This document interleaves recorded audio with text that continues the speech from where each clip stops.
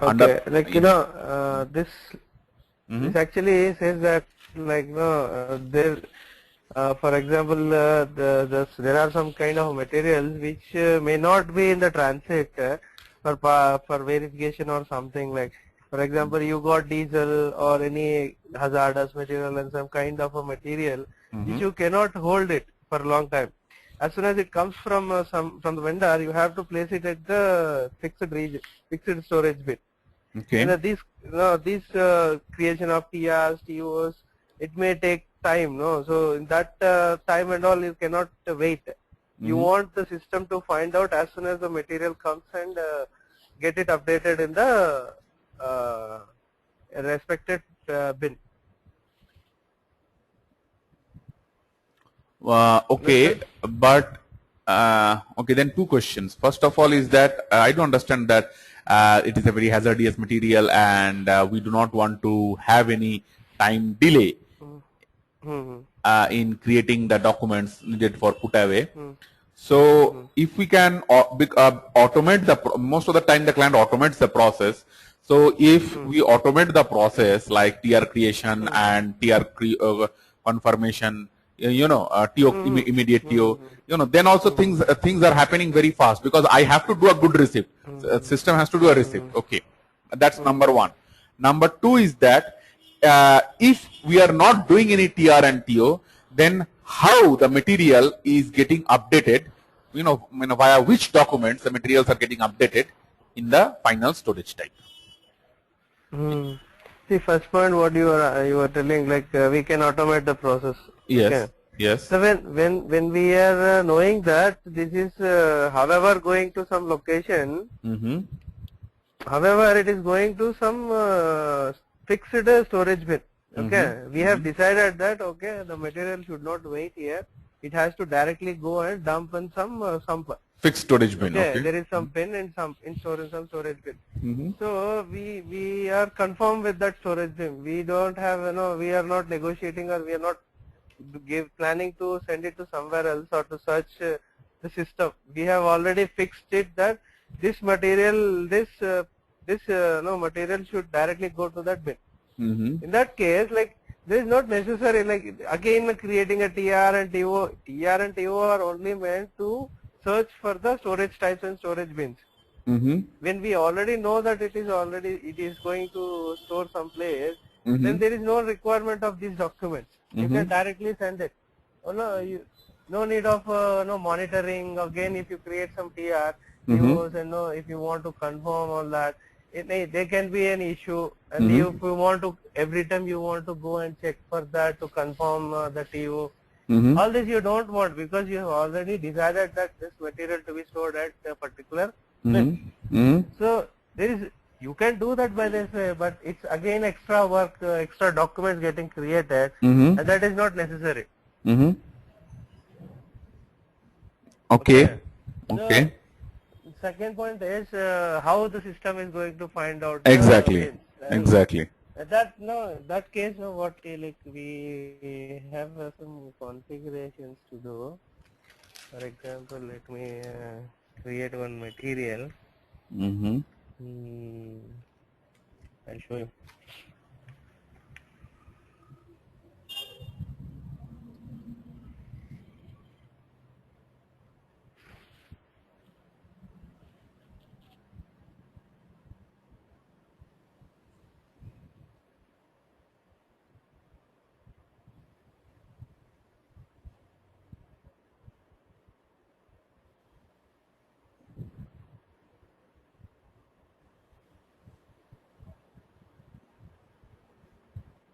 What we do, we will create one fixed storage type. Okay. Is there any fixed storage type you already have it? Then you can make use of that.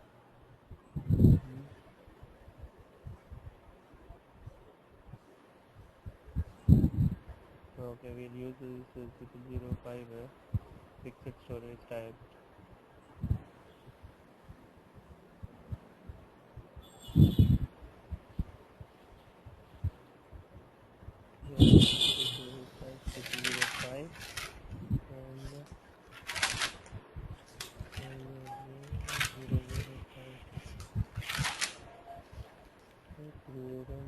section 220.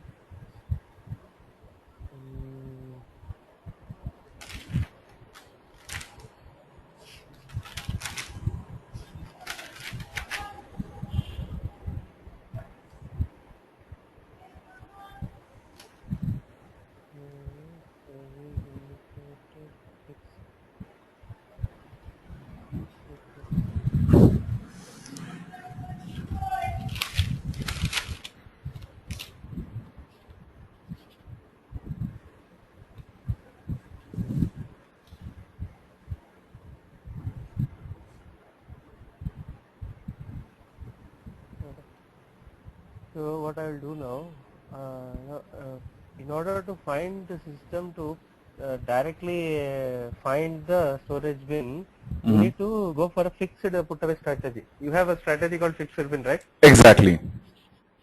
So you can make use of that.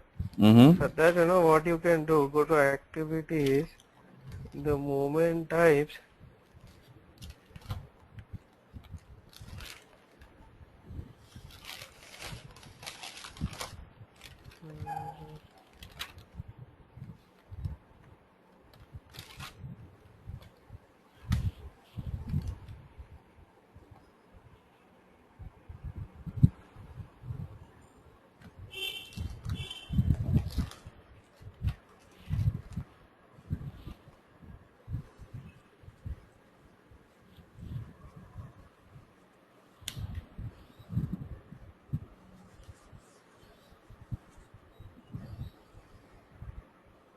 But this is for the movement type, right? I cannot. Yeah, this will be for all of them. Hazardous materials. So.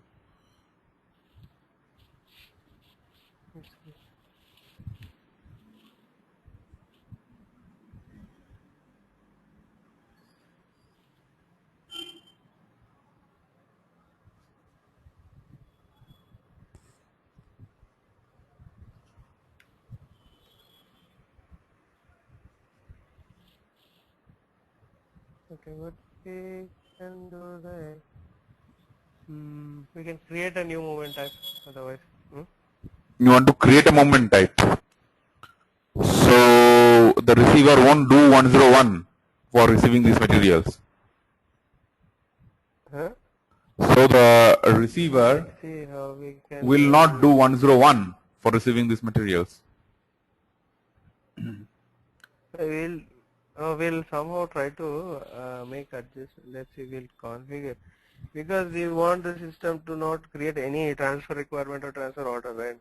So Yeah, that what because we they need to hang. do here, Exactly. Here you will create, it will be generic, not specific to that material. Yeah, so I'll create a new movement type.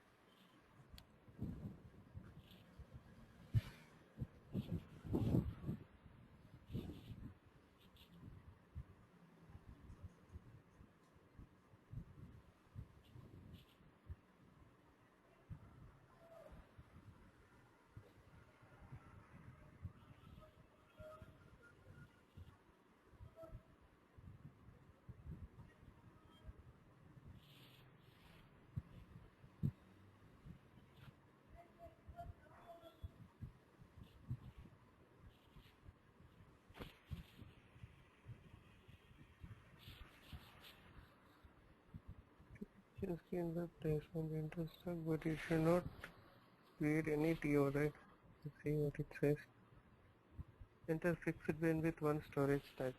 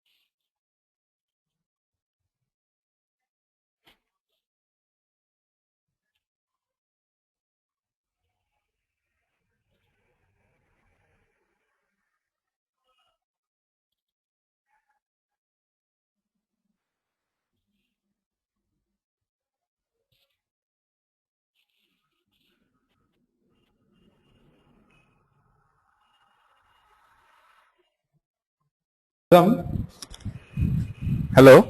Yeah. Yazam, what I'm Yeah. thinking Tell me. that can I ask the other questions and then we will start with this? Okay. Tell me. Yeah. Okay. Another thing regarding the inbound and the outbound delivery. You remember the slide where you mentioned that for inbound, outbound delivery, the warehouse management activities get triggered before the good receipt or goods issue, respectively. And for outbound delivery, I do understand the reason that why it is getting created before, because it's a warehouse managed material, and when I'm creating the outbound delivery and I want to do a PGI, I need to pick that quantity and then I will be able to do a PGI. For a WM management product, we need to do a picking before doing a PGI, and for that reason I am doing the warehouse management activities get triggered, and then we do the goods issue. So I can understand that, and and just to confirm it, if you can pull up one STO just to make sure that whether I have done all the steps correctly. The number is, just a second, there was a number 45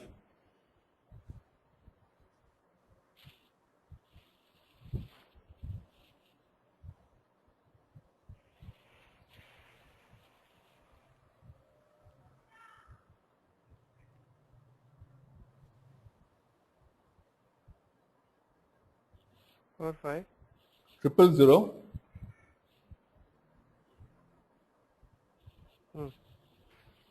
17796. Okay. So once I see it in front of me, Okay. okay, just a second, it's taking some time delay.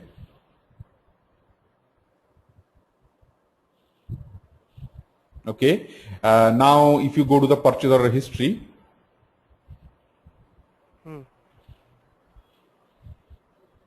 just a second.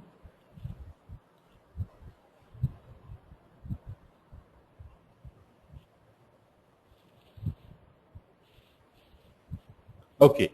Now the thing, the question is that if you just validate it and tell me that whether I have done all the steps correctly till goods issue.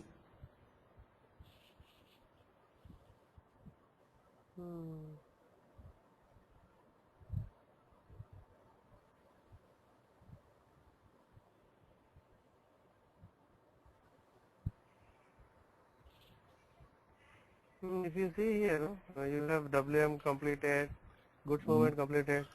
Yeah. All item overall delivery status is done. No? All completed. We have followed the process, and also you can see the follow-on document. You have created transfer order, confirmed, and then you have issued the goods. Okay. Okay. And the goods have been issued from 010603 bin. If I go to LS24, you yeah from here also you can.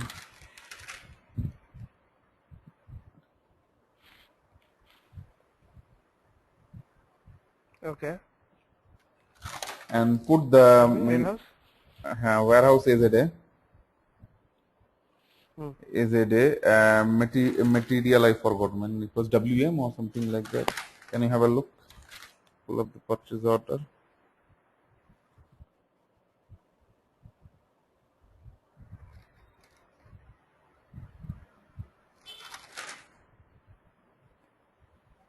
WM. Plant, same, my plant. Azam, Right? yes. Soil location 0001. Yeah. And in the storage bin, if I give 010603,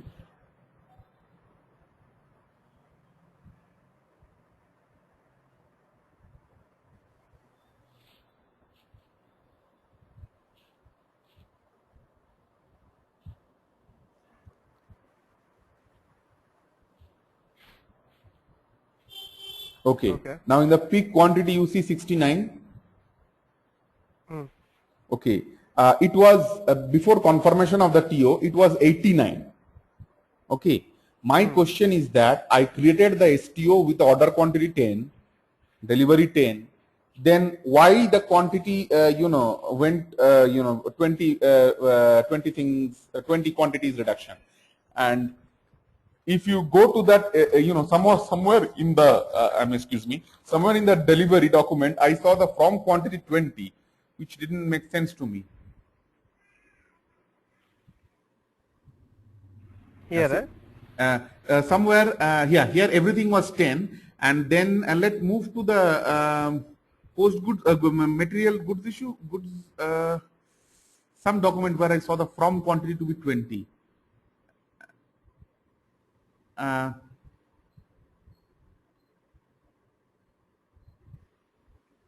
all 10 you can see. All 10 quantity, right? Yeah. Come back, please. Come back.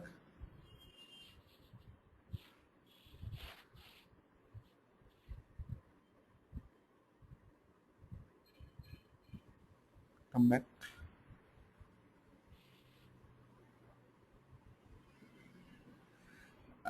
Go to the item levels.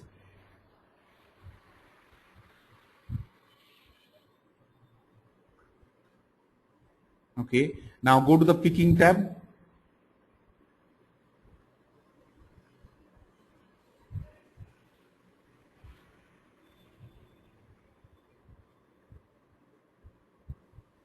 Okay. Okay. Just give me a second. Let me pull up the document. Just give me a second. Okay.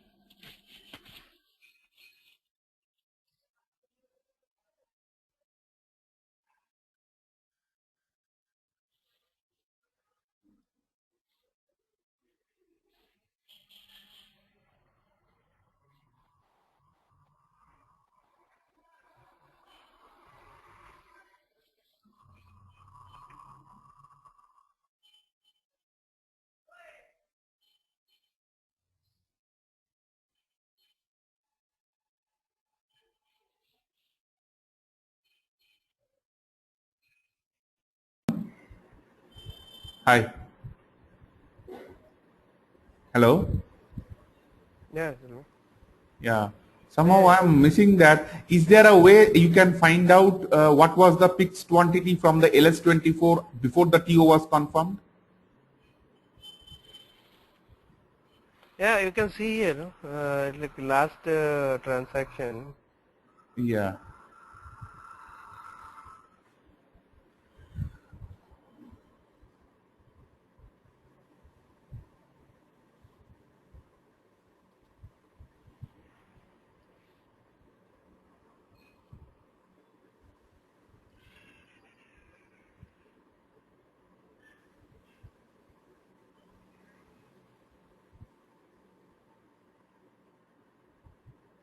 See, it is showing that the last transaction on 29th.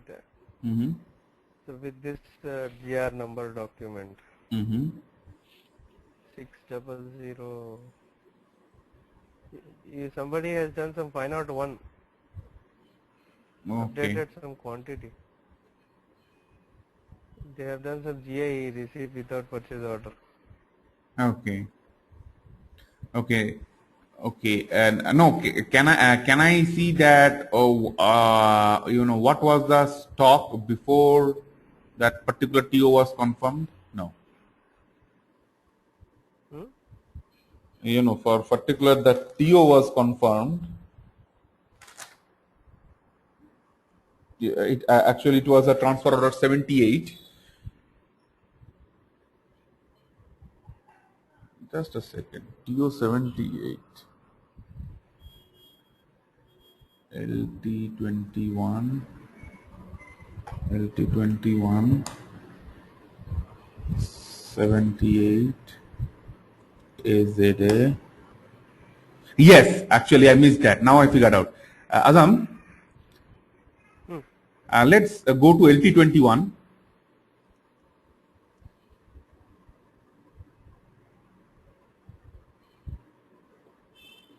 Okay.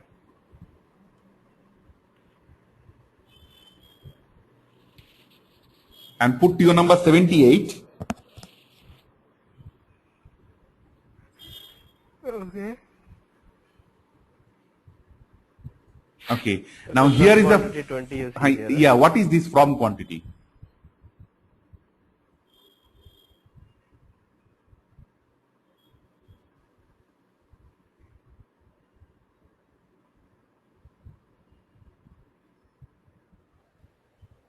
This is 90.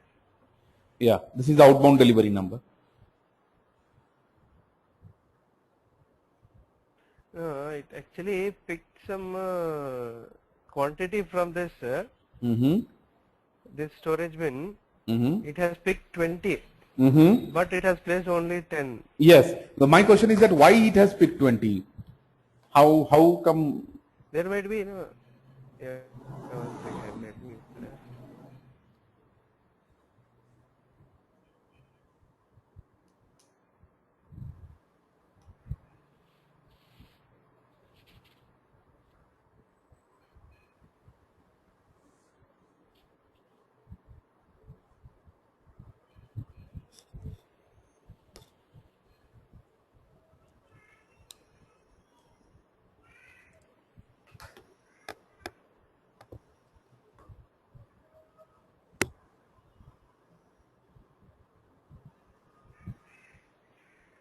This is actually, it might be in some storage unit, Mm-hmm. like some total material it has picked, and Mm-hmm. from that it has only placed 10, and remaining 10 it will keep it here and update it. Like some storage unit material. Let me. Once more, Like please. we always pick the one second. There is alternate unit of measure. It's like Mm-hmm. we have some quantity which is actually 20 in some with some unit of like storage unit. Some 20 is been maintained in that storage bin. Now we are requiring some 10 material only. But what the system is doing is like it will pick 20 and place it, but actually it will pick 10 and it will keep the 10 remaining in the same storage bin only. But in order to I went to this material has only EHS maintained as the base unit of measure, and everywhere EHS maintained. Can I have a check at the material master?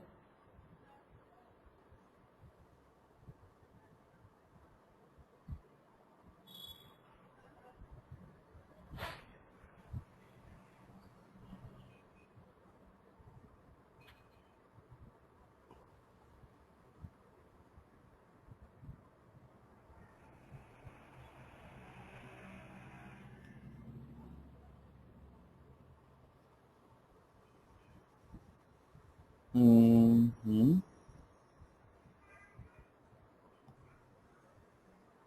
EHS, everywhere EHS. Now additional data, EHS.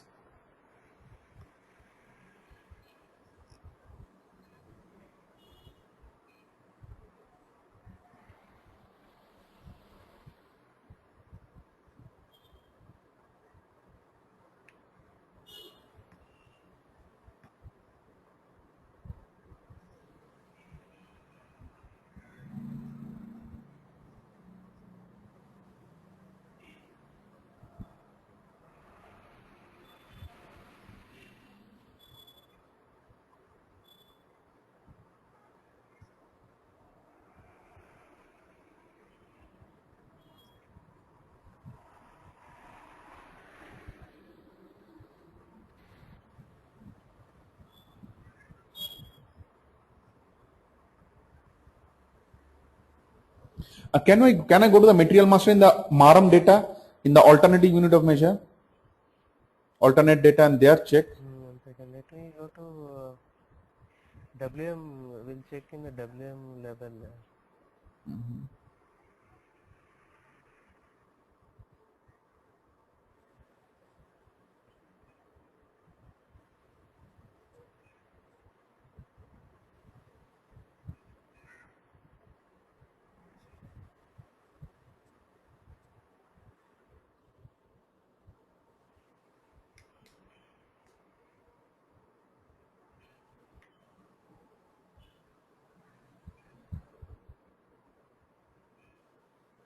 Equal unit of measure, it's saying something liters. WM unit of measure. Okay. L is the WM unit of measure.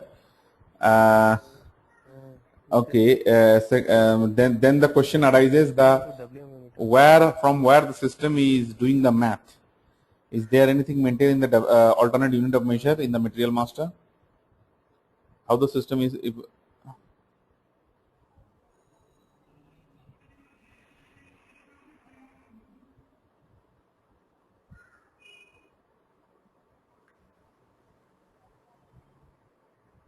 Additional data units of measure, and we have each only.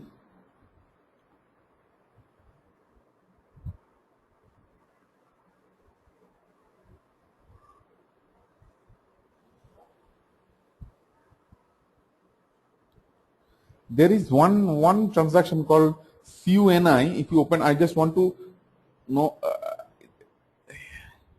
There, I believe only the units are there, not the conversion.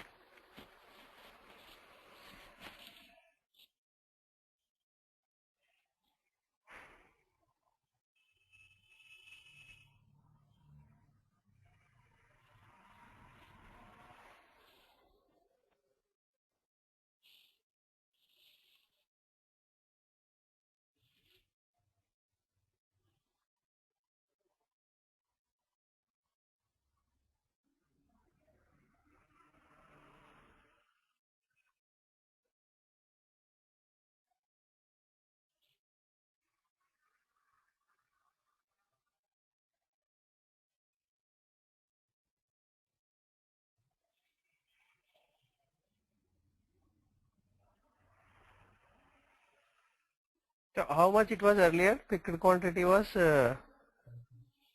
Was 89, and then it becomes 69.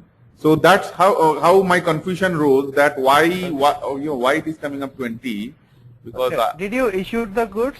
You issued the goods? yes, I issued the goods. Yeah, you can say that goods issue has been done, and goods issue has been done of 10 quantity. Okay, has done for 10 quantity, no?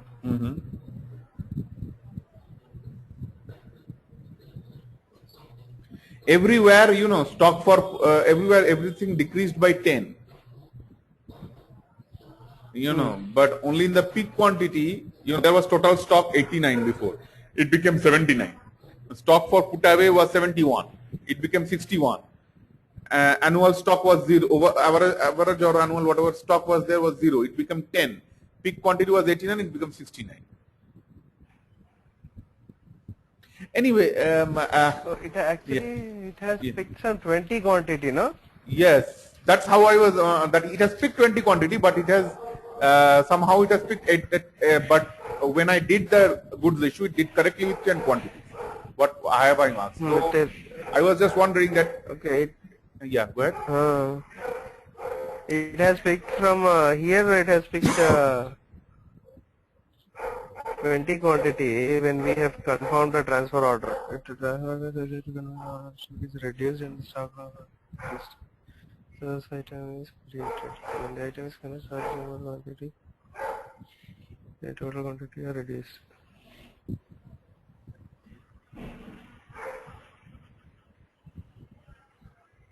This in transfer order, it has picked. Where is that check? Let's see.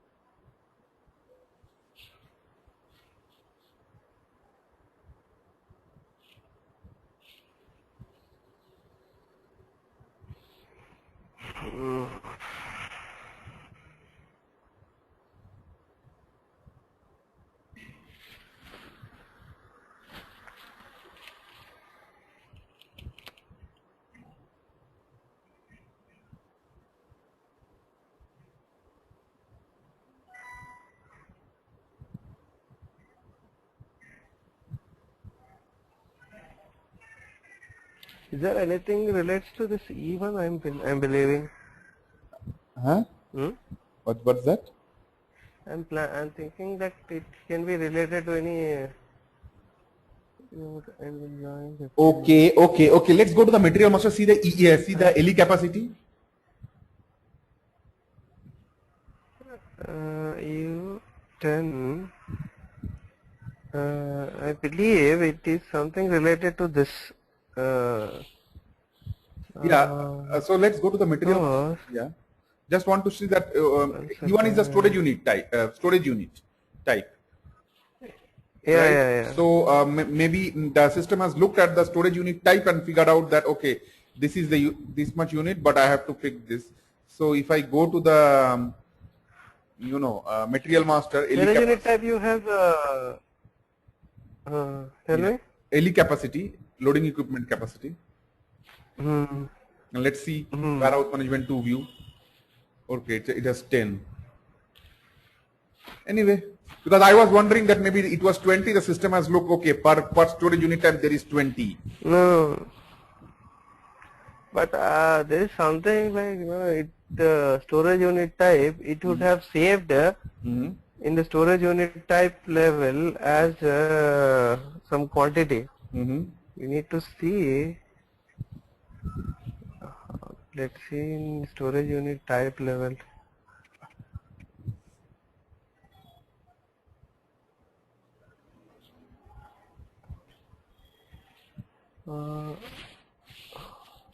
Ganeshan is going to join through this link, right? Yeah, he said like he'll join in 15 minutes. Okay.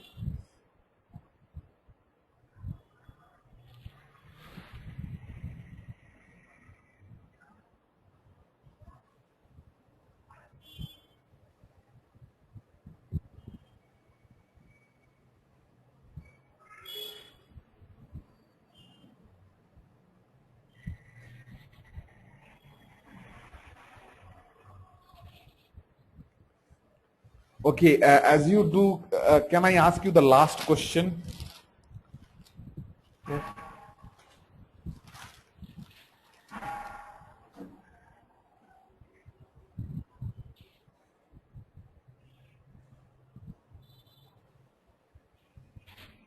Huh? Azam? Yeah, please. Yeah, Yeah. please. Yeah, we will look after this afterwards. Just one thing, one question I want to ask you, last question is that, what is the question? Okay. Inbound delivery. Inbound delivery, we know that same like what we have discussed, that warehouse management activities get triggered before the GR. So first first purchase order is created, then inbound delivery is created, and after that we do a put away with TO, confirm the TO, and then a negative quant is created, where in the interim storage area a negative quant is created. Then we do a good receipt. When the goods physically arrive at the factory, we do a good receipt. After the good receipt, we create TR, TO, confirm it, and then stock is updated in the final storage bin, in the final storage type. And one of the reasons you mentioned is that the things happen like this because first the negative quant is created, and then to negate this negative quant, to nullify this, the positive quants are created after good receipt, and the stock is updated in the final storage bin correctly, right? Yeah. Okay. Now my question is that what I was trying to find out, that why I am trying to put the negative quant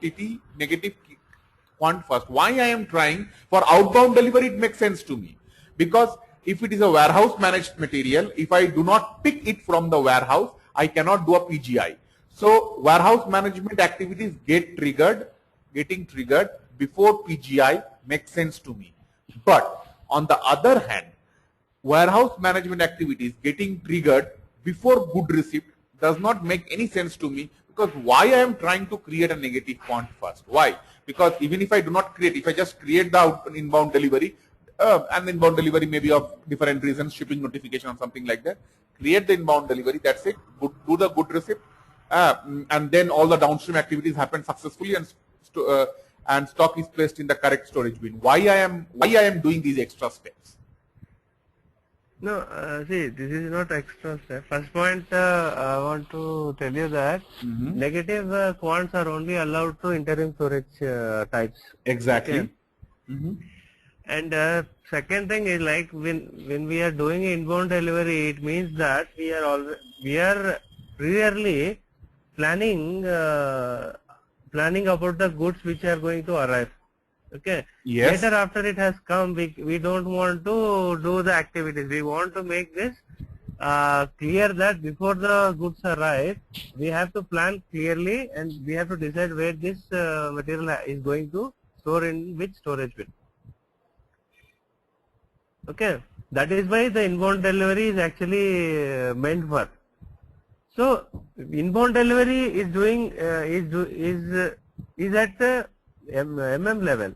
Yes. And we also, if the material is WM managed, then we need to do it at WM level also.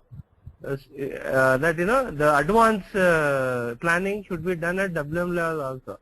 So in the scenario, it is like when you are doing inbound delivery, it means that you are already you are doing an advanced planning before the material is going to arrive.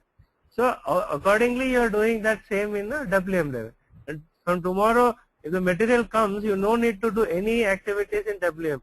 You have already done all the advanced, all the planning. Just you receive the goods and it is done.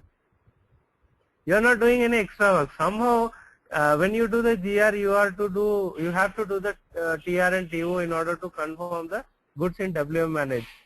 Before that task itself, we are doing before in advance. That is only the difference.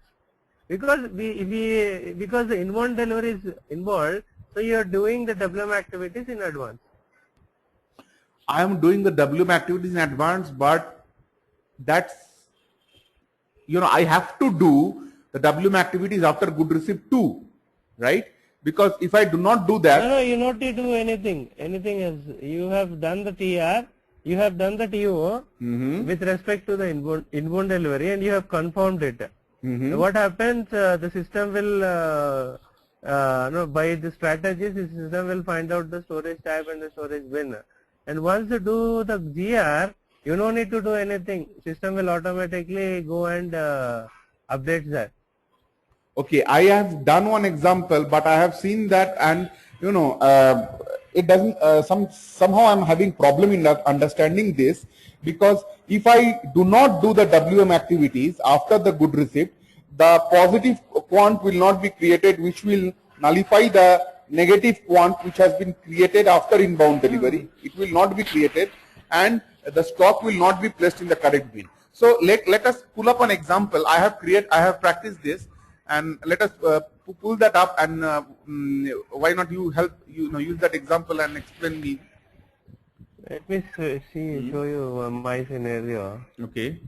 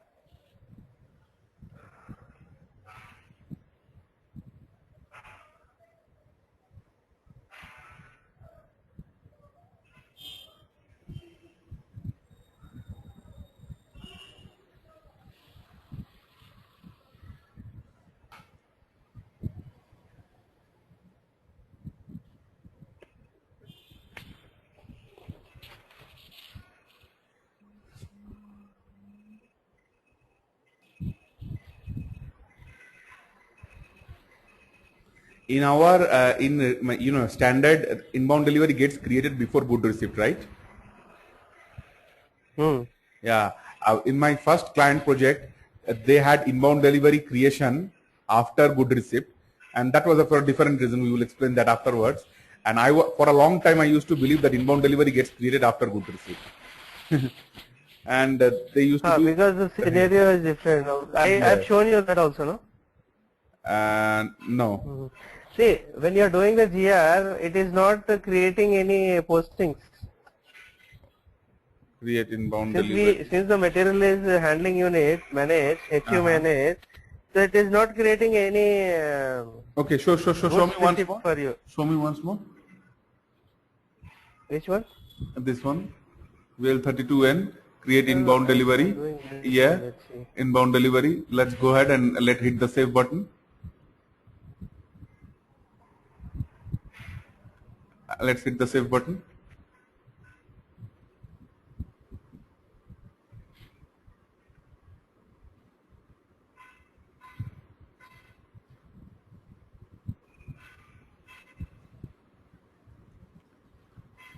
So 87 has created. Okay. Transfer order. Okay.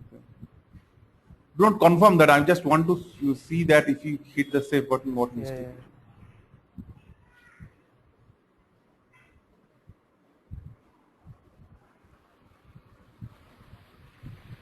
This is LS24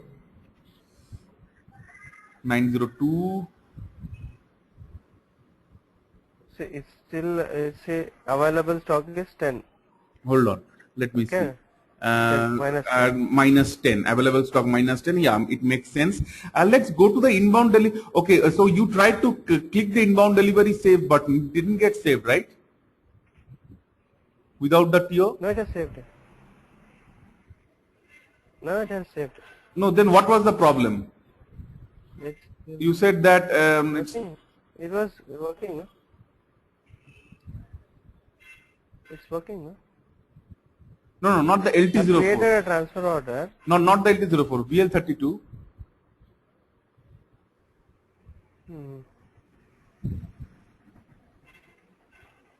Now you said something about the handling unit. I missed that. The handling. No, unit. that is a different story. Actually, that is a different story. This scenario is different. So transfer order 87 has been created now. Yeah. Let's see. And if I want to save it, yeah. Why I'm creating the transfer order?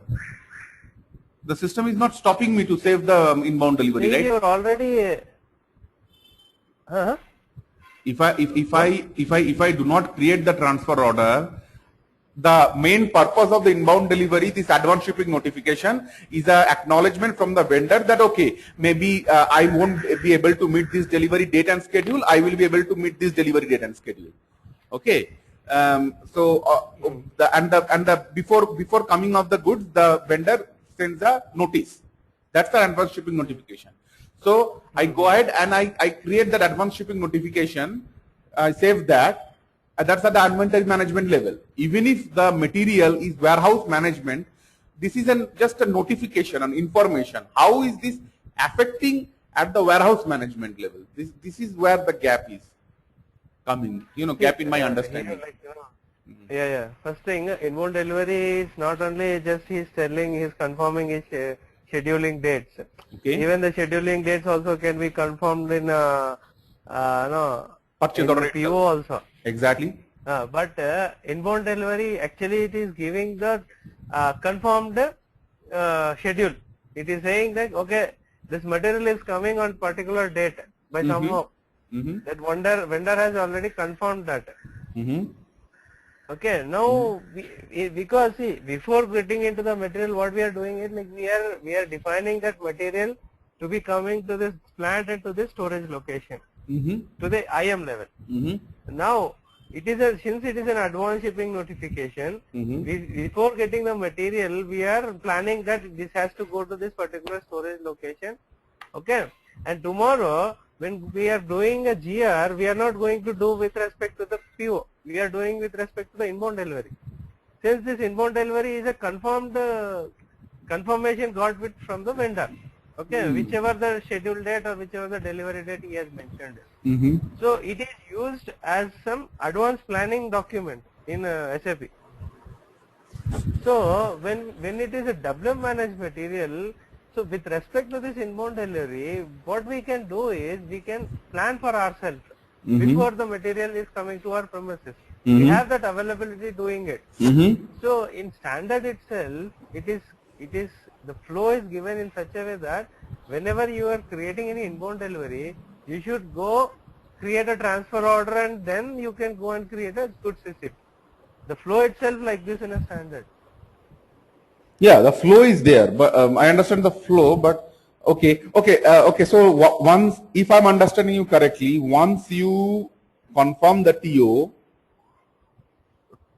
then you do the good receipt. After that, you do the good receipt. Then there is no need to do any warehouse management activities. Is that correct? Okay, let's see that. You will not do anything else. See, let's see.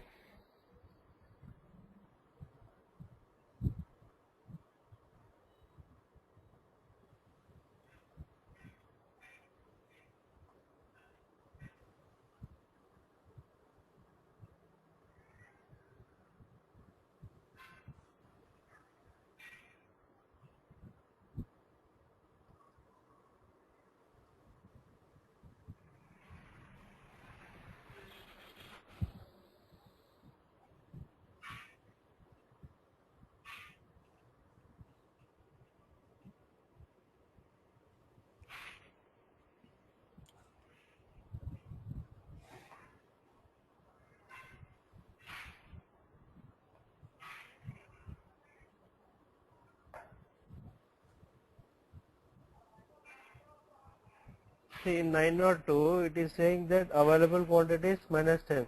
Total stock is -10 now. Hmm? Yes, yes, Okay. yes, yes. Now, when you do the goods receipt, if you see, Let me see. where is this inbound delivery? VL32N. Is this the one? Yes, I think so. Go ahead. Let's go from the PO.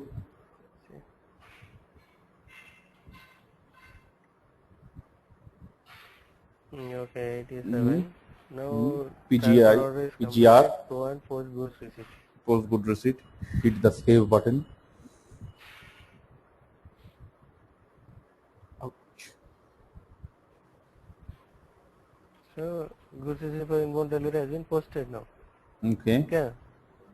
And it is over now. You don't see any more material over here. Material has already been updated there. 902. See, there is no that respective purchase order you don't see here, right? Just a second. What was the purchase order number? Do you recall? Today we did. Today we created. Okay. No, so no problem. I am not seeing that. Okay. That's it. That's it. Okay. Okay. Okay. Okay. Now, I would like to go to LS24, and I would not like to put this thing, and I would like to see the putting the material. What is the posting today's? I want to see that it has been placed.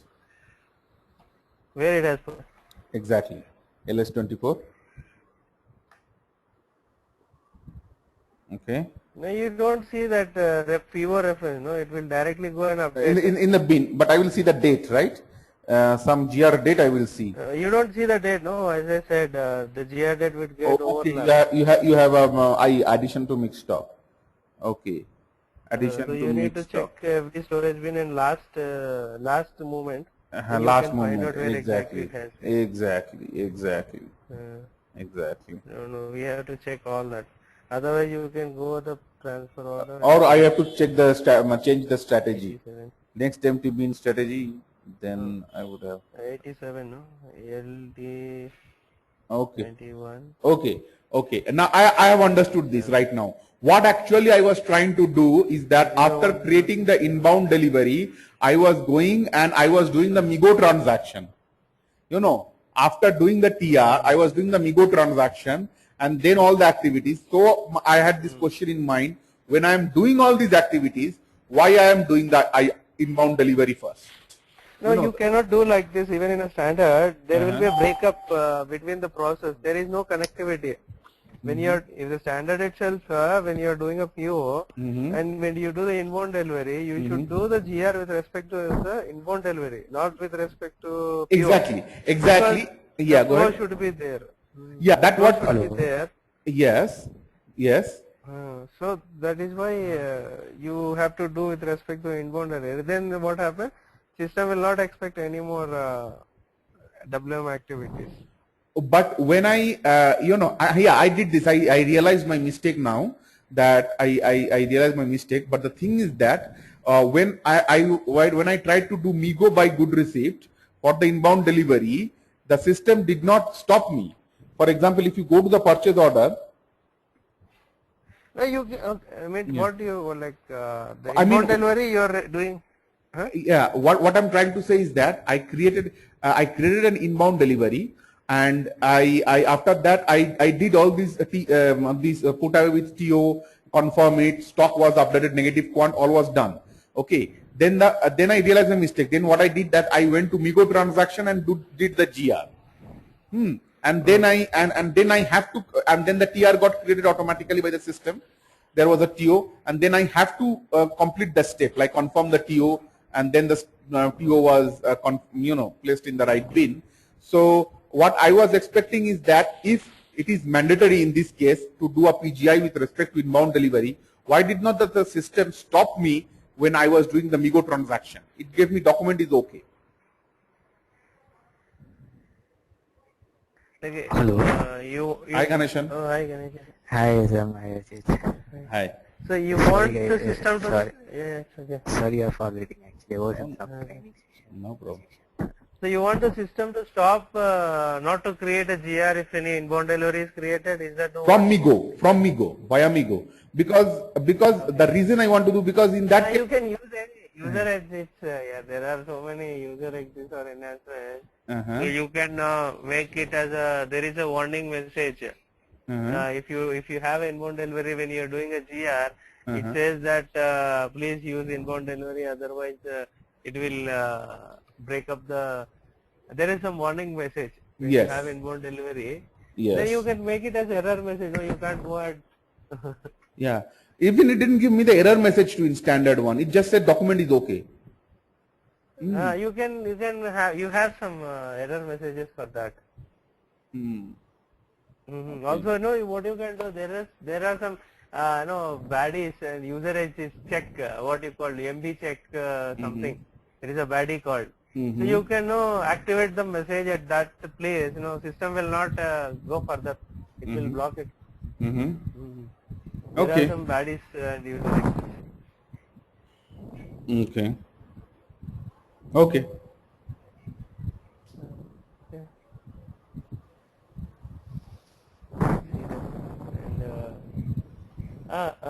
Ganeshan, the other document I have forwarded to Arajit.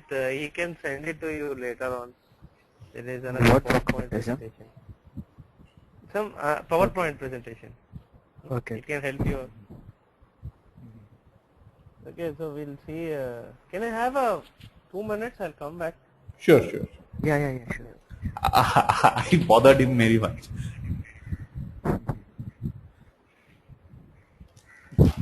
Ajit. Yes. What document you sent? Can you please forward Yeah. I'm sending it right now.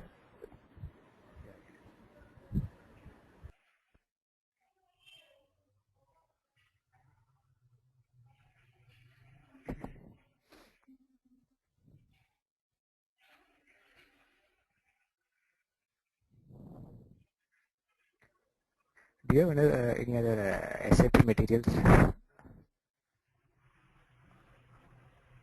Ajit? Tell me. Hello. Yeah, hello. Tell me. Do you have any other SAP study materials? Yeah, do you have any other SAP study materials? SAP study materials. No, not really anything. What I used to do, I just read this thing and practice, and go to the SCN, SDN. Yes. So I do not have anything, but if I come across anything, while doing my practice, I will forward it to you. Okay, Ajit. Ganeshan. What are the models? At hotmail.com, right? Yes, hotmail.com. Okay. What are the modules you are involving in this case? Hold on. It gave me error message. Just a second. Let me send you this thing.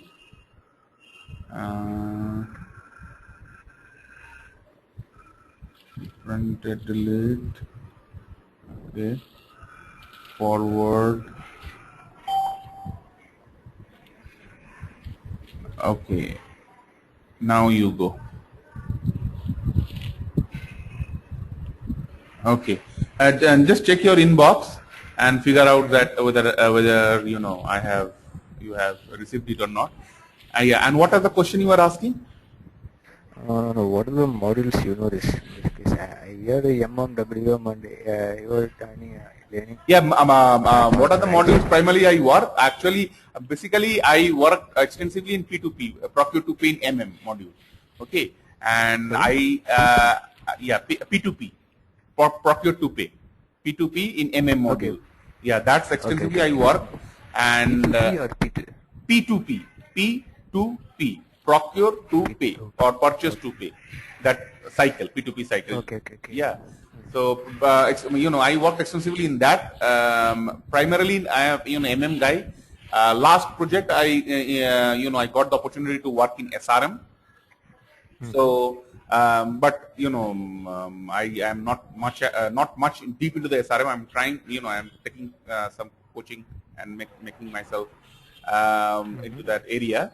So, and the WM, WM, before I didn't get any opportunity to work in WM. I just worked in the cross-functional testing between MM and WM team.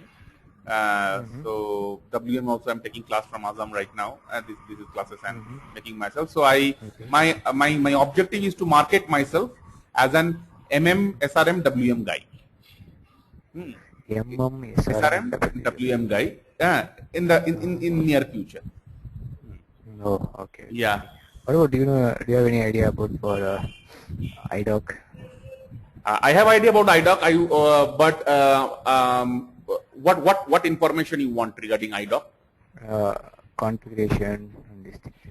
Oh, configuration. That's we used to go to the developer for the configuration.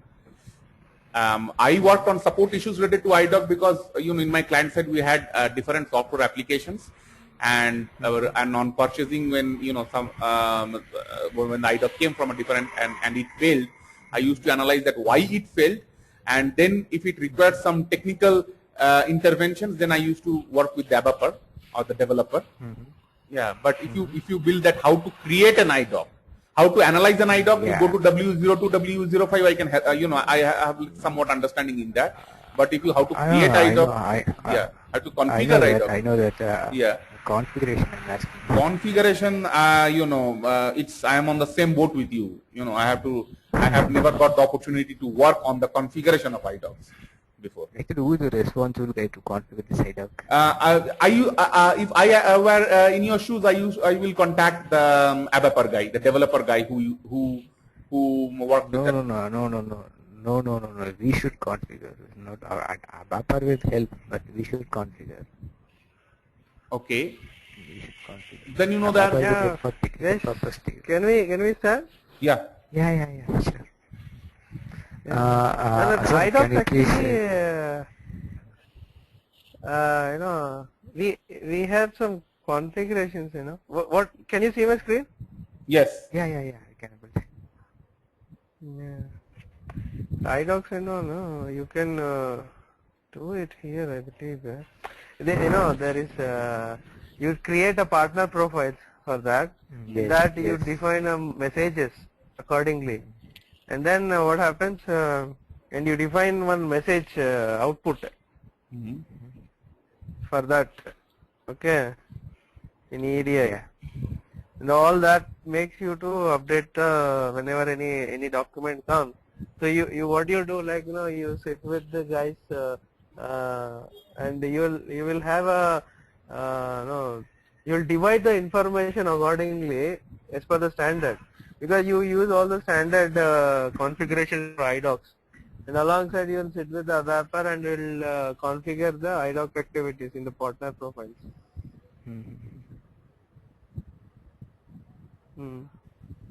That's how we'll update the IDOC. So in the here partner profile, you define the vendor. Okay. You define the vendor, you define the message types. Okay. Partner roles, if you want to add any more message types. Okay, so you will define here. Likewise, you do all these settings here, and then system will automatically pick whenever this vendor you get. System will automatically create any documents if you want. Okay. Thank you, Azam. What is the document flow? What is the document flow, Azam? Where you went now? Of what? IDOC? Document flow. Document flow of what? Messages, logistics general, or where you went, materials, where you went? Oh, okay, this one. Here you can go here, material management and messages. It is actually in messages. Okay. So apart from this vendor partner profile configuration, don't have any other things, no? You can define message types. You have some standard message types. You need to know that which are the standard, like for creating a purchase order, for updating any purchase order information, all those, you need to know which are the message types first thing. Okay. You have some partner types here, accordingly you can do this. Check any vendor and maintain that vendor, or create a new partner profile for the vendor, and you should know the message types. That is very important here. Yes. You have so many message types here.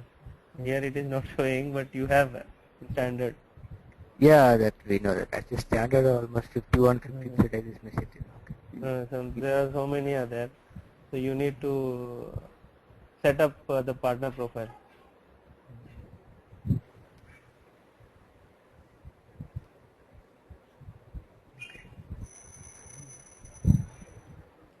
Okay, today we'll see this mobile data entry RFIDs.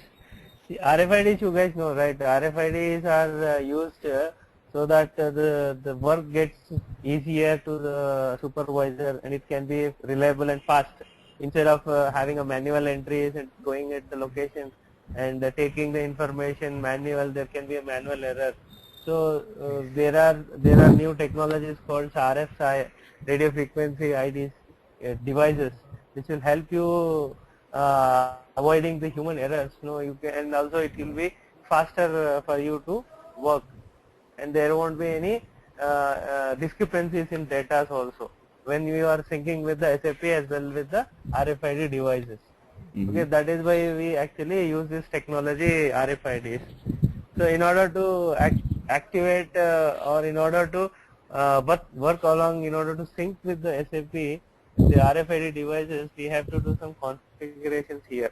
Okay, so what happens normally, the data will go from SAP to the device, and also the data come from like outbound and inbound you have.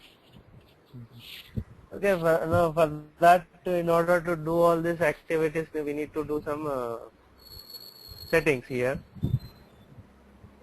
Okay, first we do a verification control. Verification control is actually used in order to verify the bins, or okay, like when you are doing any when you are doing any put away strategy. Okay, now you can't go, like there are some place you cannot go to that exact storage bin. Okay, you want to but you want to keep that stock at that particular storage only. So what happens here, you define some profiles. So accordingly, whenever the system will do, with the help of sequences, that sequence strategies, whenever the system finds out this storage bin, exact storage bin, you want to cross verify that destination bin. Okay, this is correct or not. In order to make that cross verification, you are defining some verification profiles. Okay, so there is some field in a storage bin where this verification field is updated. So it will update with some value. So when you are doing with respect to the mobile data entry, you need to enter that value, then only system will go ahead and confirm the transfer order. Okay? Okay. And this is a barcode. Barcode means, like these days everybody are standardly using a barcode now. Like what we have defined, the handling unit management, right? We have a EAN 128 standard, okay, or UPC standards. Those actually barcodes. What we'll do with that help of these barcodes, the system will go and update in SAP and finds out the respective destination bin. Okay, so if the barcode is actually not created in SAP, it has been created in some other third-party system. For example, vendor has sent the document with some barcode. Okay, and now we don't understand. We need to make our system to understand that what kind of a barcode it has been structured. Okay. So in order to define that barcode structure, we define here in the barcode menu in this node. If the system is already, if our own system has created that particular barcode or handling unit, we don't need to maintain any activities over here. if the third party system creates that barcode, for that we need to make some configurations here, like we need to create some master data to understand the system that what kind of a barcode is been we are actually verifying. Okay. And next is we have define menu management. It's a menu management is like what kind of a menu we want to see in that RFID device. That menu we can configure over here. And RFQs, this one, okay, this is screen management, like what kind, what size, the big size of a screen you see here, this one. And RFQ management is like queue management, like we are segregating the work first, like they in WM warehouse we have supervisor, so there are different roles to him, like he can do the goods receipt activities, or he can go for a goods issue, or he can only do the put away, or he can only do the picking, like there are not all the roles are assigned to one guy. If the company or industry is big, the work will be segregated accordingly to the different users, right? So that kind of a segregation we do here through queue management. We create every activity, we create the activity with some queue, okay, and assign it to the user. Oh, the SOD yes, activity. Now. Huh? The SOD. The segregation of the right? Segregating of the work, like if for example one user is doing only the picking activity, okay, he don't bother with the GI or GR. Okay. So in that what we do, we define one role kind of a queue here in RF, and we'll maintain the respective menu okay, for him. Okay. And also while monitoring activities, it will also help you in doing monitoring activities. To respect to this role, this queue, what all the documents are still awaiting to conform to him? What are the tasks are still left out to him? All these kinds of monitoring can be segregated by maintaining this queue management. Okay. Okay. So we'll see. First, what we do is we'll define a verification control in a defined profiles. So I have created there are some standard profiles, you can make use of it. I have also maintained the same. We have maintained INB, inbound one and outbound one.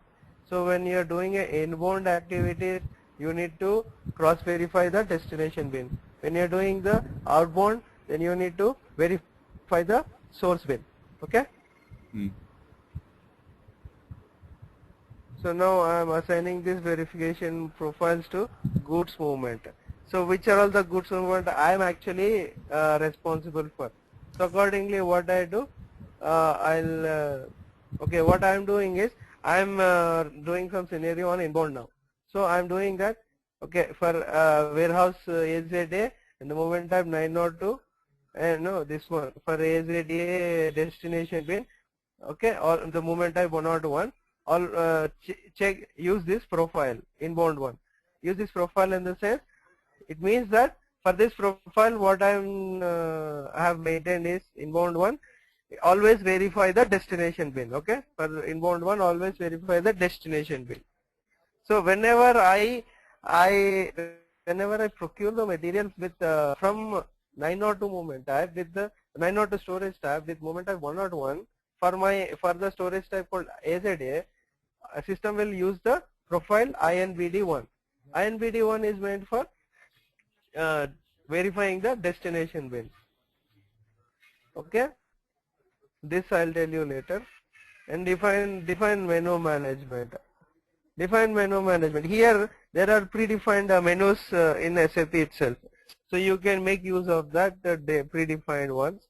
And here you have a GI. GI means goods issue by delivery, goods issue by handling unit.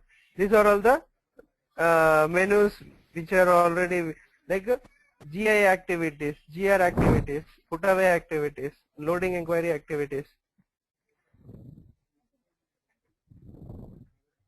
So there is one called dynamic. This is called dynamic menu. Dynamic menu means you will have no like sub menus in it. For one main menu, into that you have sub menus. Okay, that also you can maintain here. So you have a main in standard itself, a pre-configured dynamic menu called main. In that main you have different sub menus like inbound, outbound, main, 01, all this. Okay. So you can also do these activities also, inbound activities, put away activities, or goods issue activities, outbound activities, all these also can be done. It is a standard maintained here.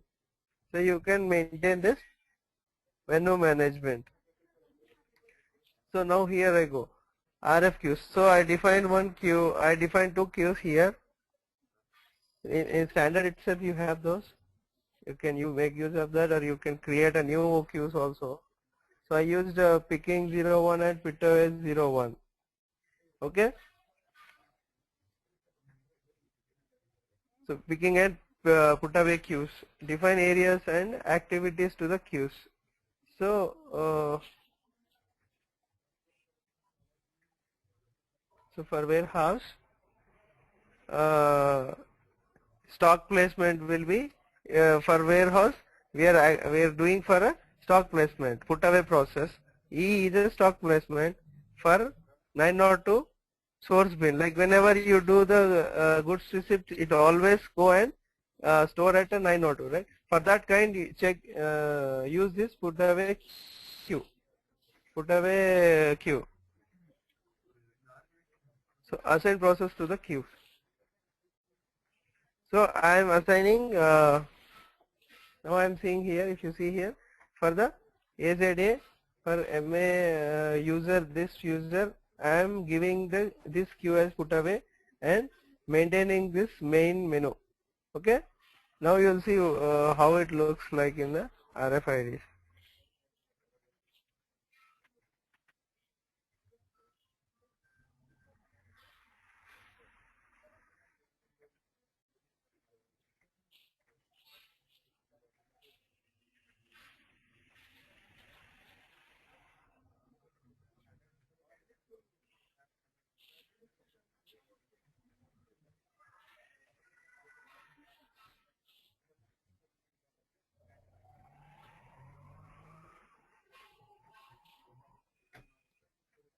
Okay, now you have created a profile, right? A verification profile.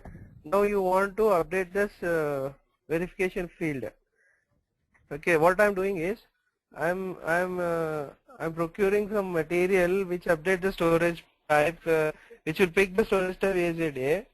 Now I am creating a verification, updating the verification fields with some number. Okay.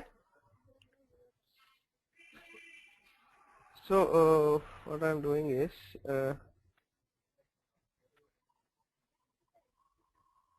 this from here to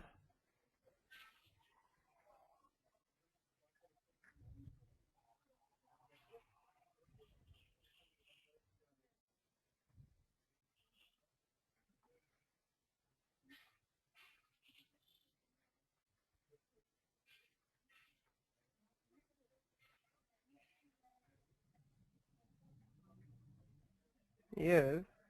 Use adopt pin coordinate partially. Use first and second coordinate as the verification value whenever I procure the value. See, this has been updated now. This will update now. I'll show you where it will update. Go to single bin. Again. So here if you see, the verification field has been updated now. Okay. So whenever the system somehow it will find the destination storage bin. Now you want to verify that is this the storage bin which actually want to keep it. So for that you have maintained one verification field value here. So whenever you use with respect to the mobile data entry, so you are verifying again, cross verifying it. Okay, if 01 is maintained verification field verification value is maintained as 01 for the storage bin 010601. Now, whenever the system will picks up this storage bin as a destination bin, then you will maintain at your mobile data that RFID device. Then only the system will go ahead and create a confirm the transfer order.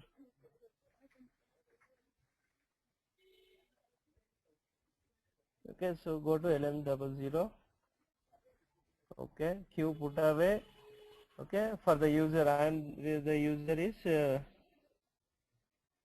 is marks ECC005, right? Okay, fine. Even for that also maintained. So you have these menus. These are the main menus. We call it dynamic menus. In dynamic menus, you have maintained the sub menus also. As inbound, these are the sub menus. Okay. These are the sub menus you have. So likewise for all the dynamic menus you have sub menus. Okay. Now I'm will run one scenario.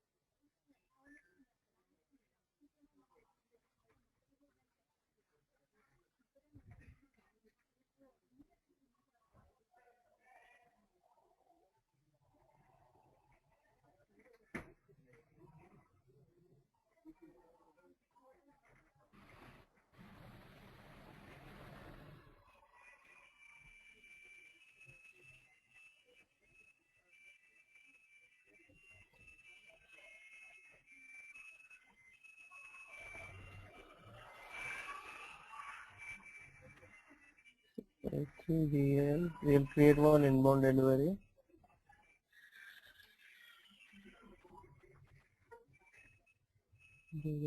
Second.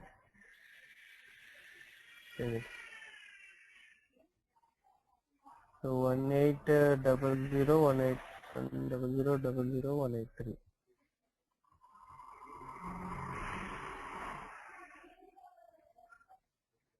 Go to RF. Goods received by delivery, enter the delivery, go to next. So now you want to create a transfer order for this. Okay, system will generate a transfer order. Do you wish to proceed? Yes. The transfer order 88 has been created now. So go back. Now do the put away activities now. Put away by transfer order. Transfer order is 88. Okay. Select the save. Next. So it is asking the verification field now. So which one? Is this right? So you are checking it and you have updated with 01, right? So go and enter. It has saved. So go back. Now you have confirmed also, right? You have confirmed the. Now go and post the delivery. Post it. Yes.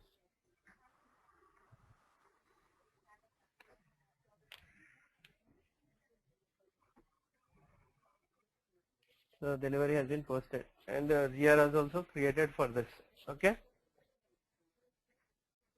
This is. And now we'll see on barcode things, like, you know. You guys following it? Yeah. Arijit? I was following. Are you I am here. Actually, I was following, but then I got lost. So I will, listen to this once more. I got. Okay. Yeah. So in the barcode, barcode, like, we have a handling unit. We can normally we'll get the barcode printed, on the handling units. So you do RFID devices to scan the barcodes. So when you get the barcode information to the SAP system should understand what kind of a barcode is this and how to transmit this barcode structure. If it is created by SAP only, then there is no need to maintain any kind of a barcode types or anything. If it is created by third-party vendor, then system should understand that what kind of a barcode is it. In order to, in that case, is what you do, no, you define assign barcode type to the warehouse. So I have created one barcode for warehouse. So for what kind of it is handling unit application ID, it can be EAN 128. Okay. So I am creating one barcode type EAN 128 and maintaining barcode specification. Kya?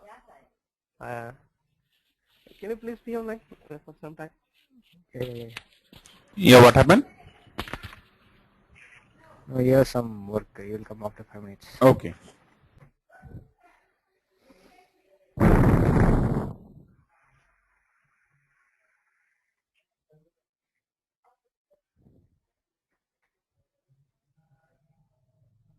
Selling sini.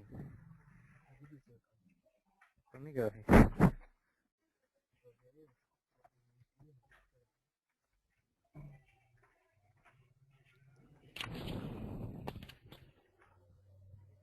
Okay.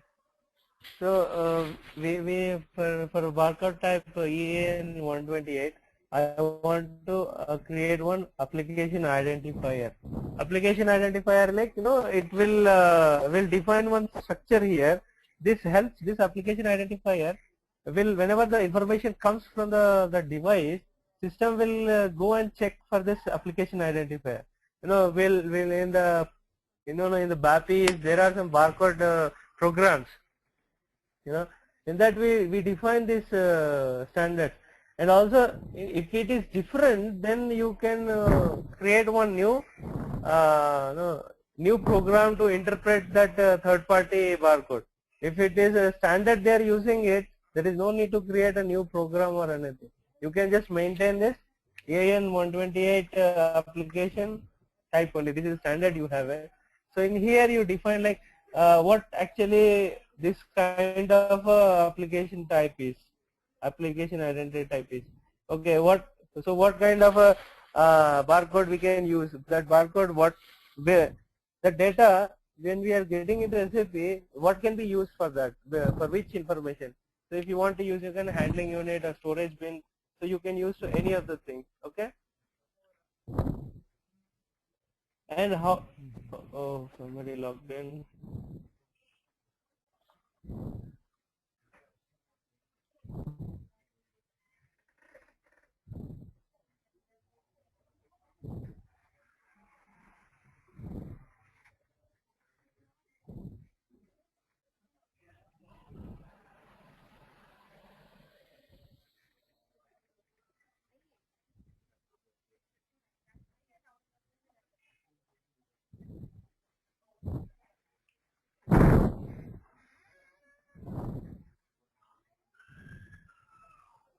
Okay, so here go here and you define the application identifier for the barcode types. So how many characters are there maintained, and what kind of a format you expect the barcode. Okay, all this information you keep maintained here in the, and how many numbers it should have, like it can be the barcode can be a combination of different it can be combination of the international location number and actual handling unit number. The first 5 numbers will be a location number, and the remaining numbers will be actually handling unit number. Now you can frame out that you can concatenate those barcodes also. Okay. So all this information you use in this application identifier under this barcode type, and you maintain that barcode type here. So whenever you scan that with respect to the RFID, system will go search for this application identifier and will match that. Okay, this barcode scanning which is matching with this particular application identifier, and check for the barcode type, what kind of a barcode type it has been maintained under, and then barcode type, where is actually this barcode type is assigned. So okay, this barcode type is assigned to the handling unit. So it will go and in system it will create that particular handling unit and update it.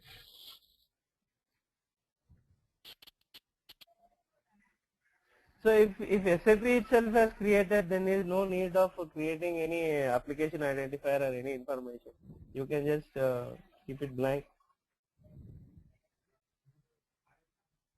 If this already been created, then no need. You can see here, you can directly create accordingly with respect to the handling units also.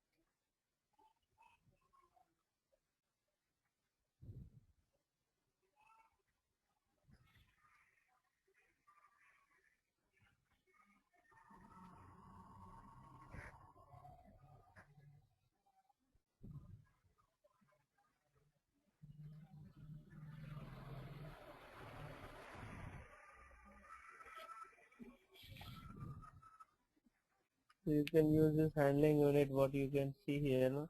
You can also use this handling unit and scan that and update in the system. Let's see.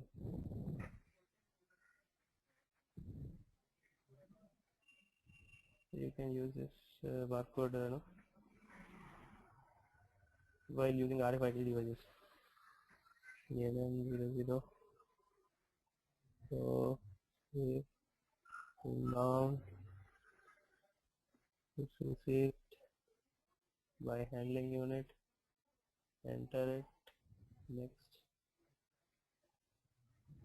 You can create a same transfer order, creating all that. If it is not created under SAP, then you need to maintain all the barcode specifications and the programs will help you update. You have some BAPIs and EDIs. You can write some program in order to understand the system, SAP, to understand that particular barcode created at a third-party vendor.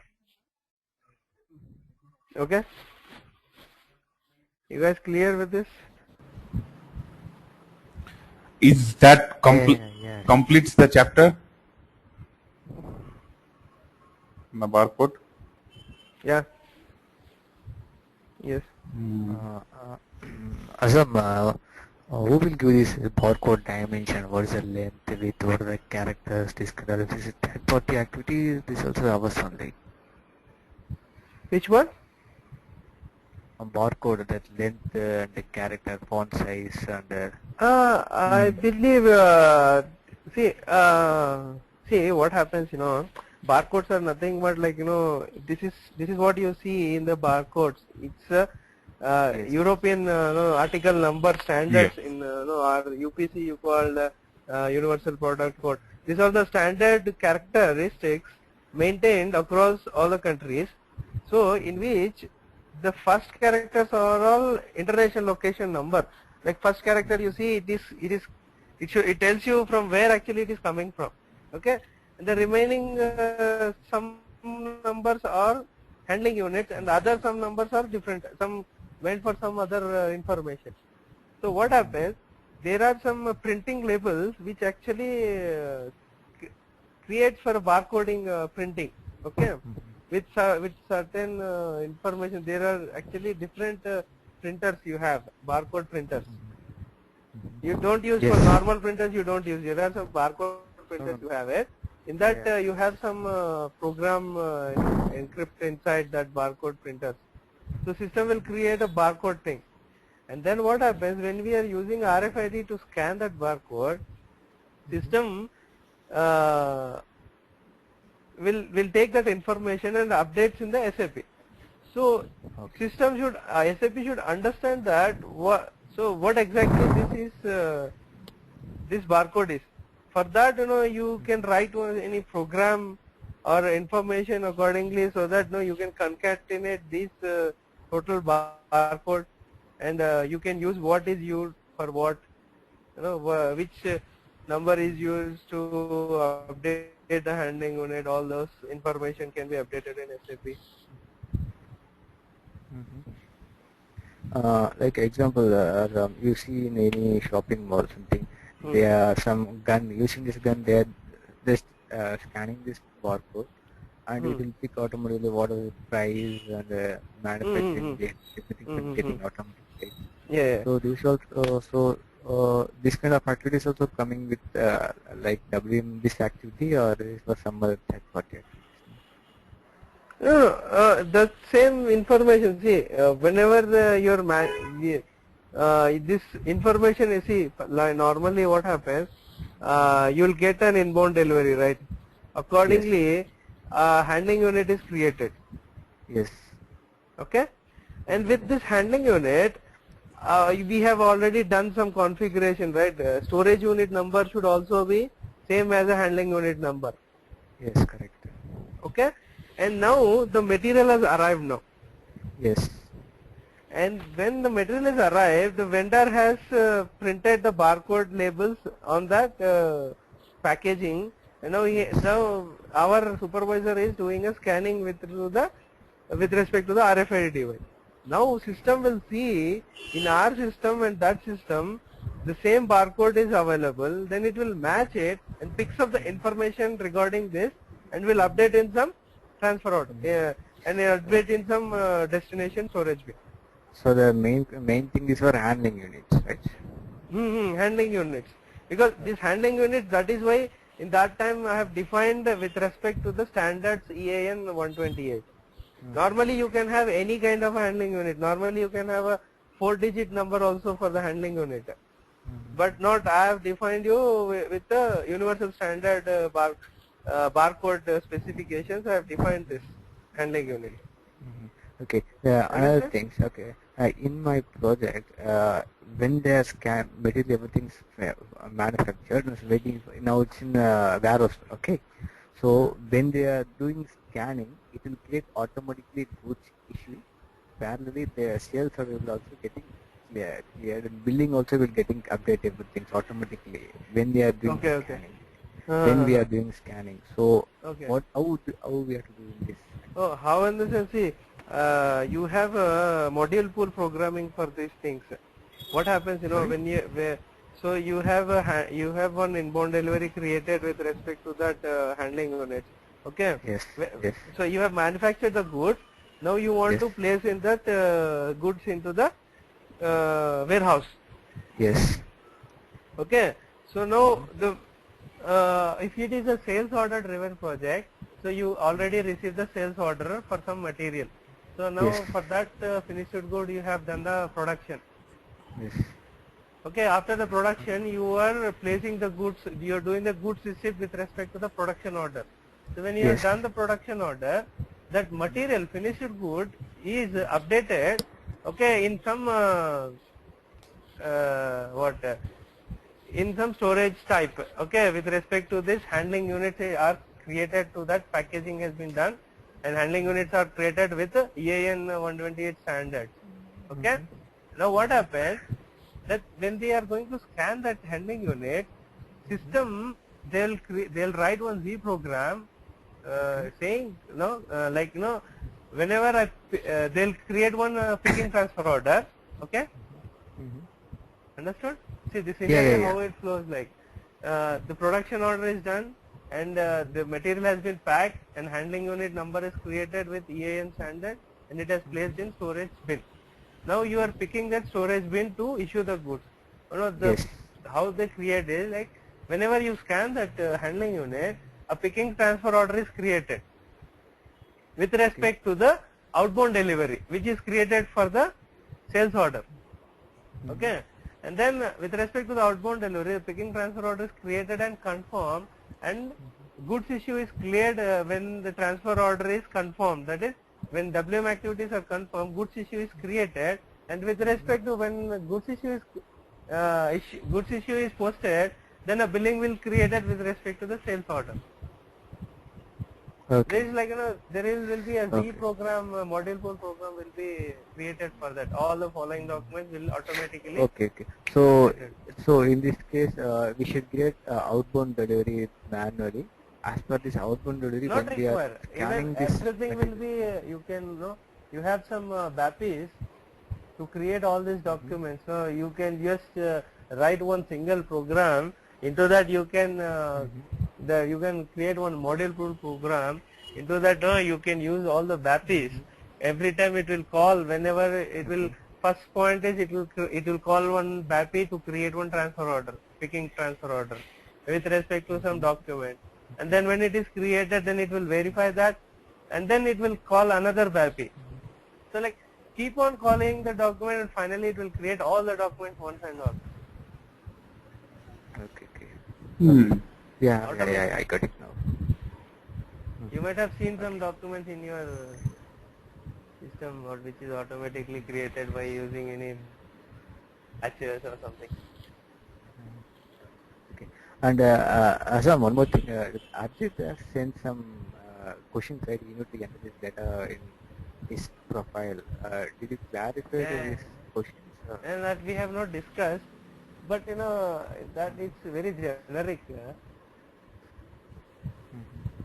Azam. Is you there? Yeah, Azam, I have two questions actually. Please. Okay. Just before that, Ganeshan is mentioning about some questions, right? Topics not covered in the email which I sent, right? Yeah, that's actually the email. You forwarded me the presentation, remember? And today you forwarded one presentation to me. Yeah. Yes, and I actually forwarded that presentation to Ganeshan. Now, if you that presentation, if you scroll down below, has an email which says topics not covered. That is not sent by me, but it was the email which you sent to me. Make sense? Correct. Yeah. No, Ajit. What I'm asking is, just you sent one mail to Assam for I want some interview questions, something you mentioned. Oh yes. I actually yeah. Yes. It's a we discussed that. Not the email, but I asked this thing that if we can discuss that what are the frequent interview questions. And I remember I also sent an email that I am going to add these things. Yeah, correct. You are correct, Ganeshan. You are correct. So did you people discuss or not yet? No, not yet. And yes, exactly this one. And before I move to this, let me ask you two questions on the RF one. One is, my first question is that what is the main difference between SSCC, Serial Shipping Container Code, and this barcode? One. Second is that when I am doing a good receipt by a RF gun, I'm scanning the barcode and it's automated. The good receipt is getting updated in the system. Will it have a some special movement type, or how will I figure out that this is done by the barcoding and not by a not manually by a receiver by 101 movement type? How will I figure it out? These are the two questions. So you want to make the you want to see that whether this goods receipt is being done by mobile data RFIDs or manually have done it. Yeah, how will I figure it out? Yes. How can you differentiate? Exactly, that's one. And what is the difference between SSCC and barcode? Yeah. See, SSCC is itself a EAN standard number. It has a different number. SSCC number is nothing but barcode is nothing but it is encrypted with some program barcode the labels. But the number what is mentioned, it's shown in that barcode is nothing but an SSCC number. Okay, so the SSCC number is the barcode number, right? The barcode is nothing but the barcode. Yeah, I can visualize it. The the black strips over that number, over the SSCC number. Okay. Besides, you see the same number in so many barcode scanning labels, I believe. Okay. And this difference, let me see. Yeah. Finished. Yes.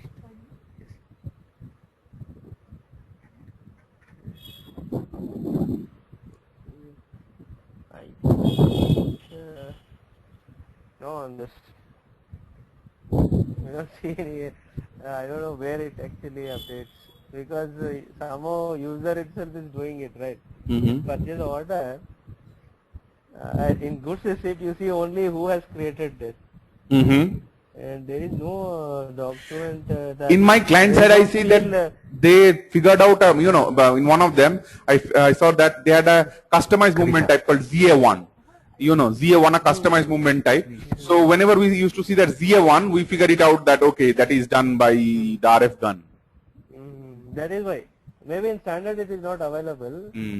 They could have created one customized. Excuse me. Customized report, so that it will, purchase order history. No, it is 2, no? This has been created by 1.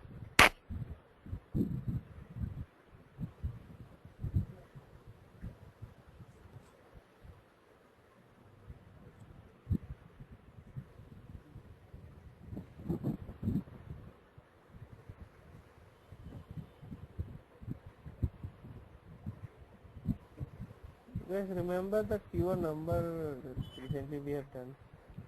What? Okay, let's see.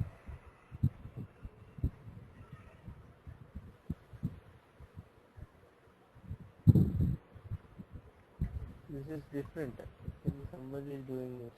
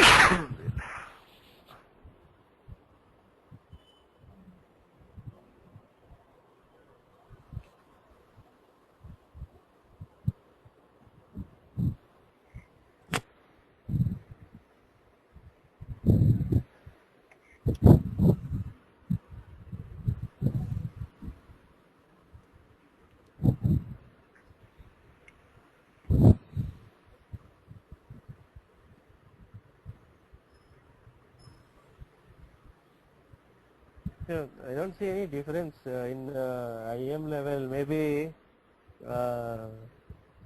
they're in standard. I don't think you don't have any differentiation like that. I believe. Okay. If I find anything, I'll just let you know. Okay. Okay. Okay. And if there anything, we can again meet next time. Sometime. Sometime. We will do.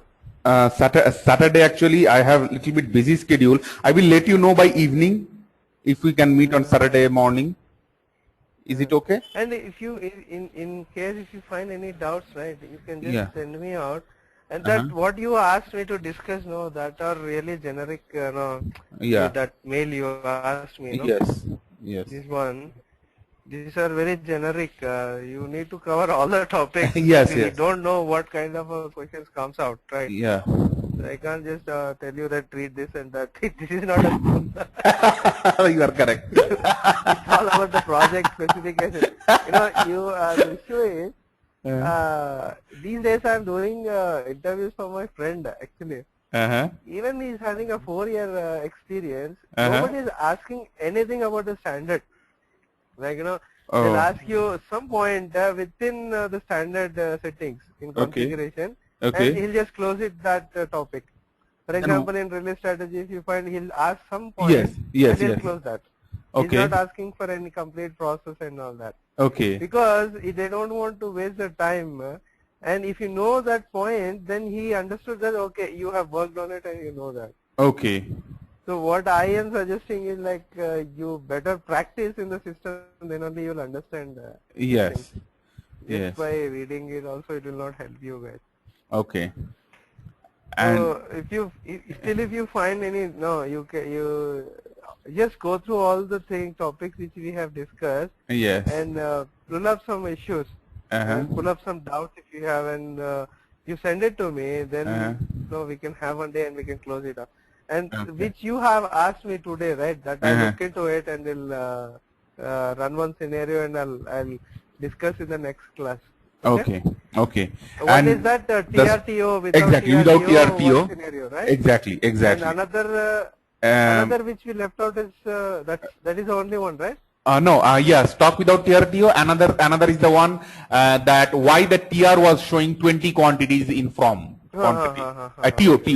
That is actually storage unit type issue. I'll see I'll update that also. Okay. And if you find any more, just please send out to me.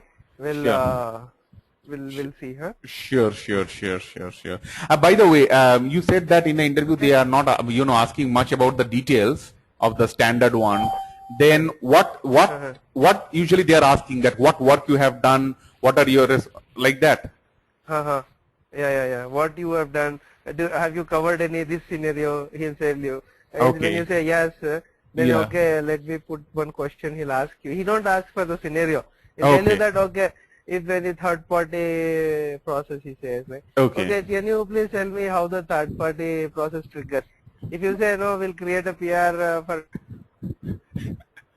manually. He'll say, okay, he has worked in IDES.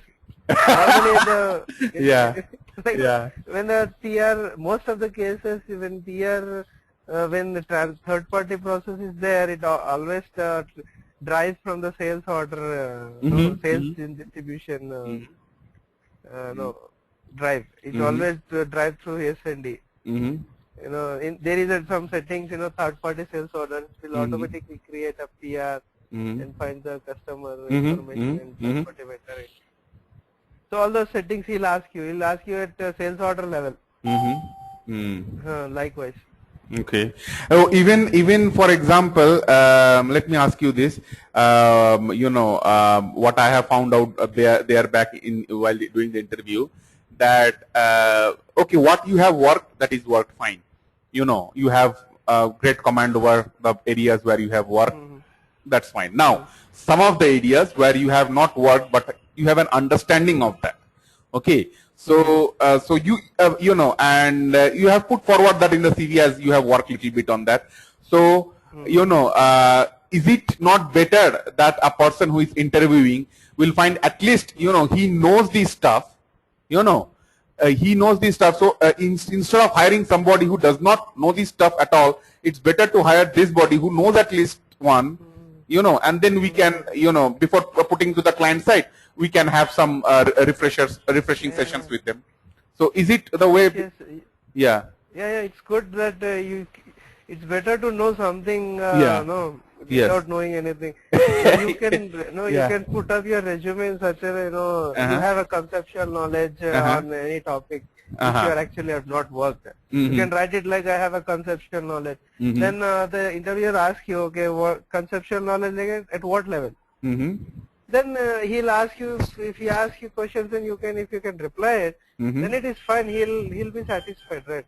Okay. Instead of not at all mentioning it, at least you are mentioning it, you are daring it, you are having an interest of knowing a different thing. So that also make you, in positive thinking to the Okay. Conceptual knowledge. Okay.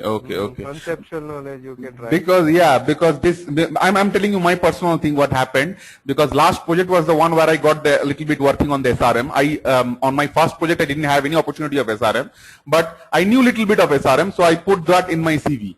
Okay. So when the interview, at the General Motors happened at the client side, they asked me some questions. I figured it out. He figured it out that I didn't work, and he was little bit pressurizing on me. Hello.